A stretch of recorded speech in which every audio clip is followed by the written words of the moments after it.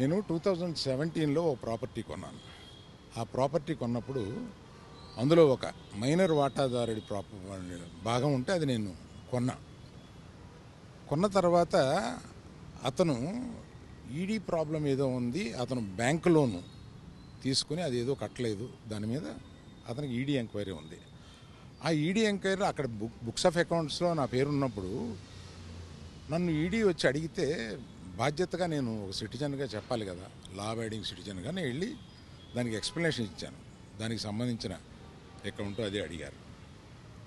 అంతే తప్పితే దీన్ని మీడియాలో ప్రపోర్షనేట్గా కొంచెం పెద్దది చేసి చెప్పటం, వారు ఏదో ఒక ఎంక్వైరీ అడిగారు, నేను వెళ్ళి చెప్పొచ్చాను. ఇంతకు తప్పితే నేను చెప్పేది ఏమీ లేదు. ఏమండి అవన్నీ నేను ఒక కేసు అక్కడ ఈడీలో ఉన్నప్పుడు నేను ఇవన్నీ చెప్పడం కరెక్ట్ కాదు, చెప్పలేను.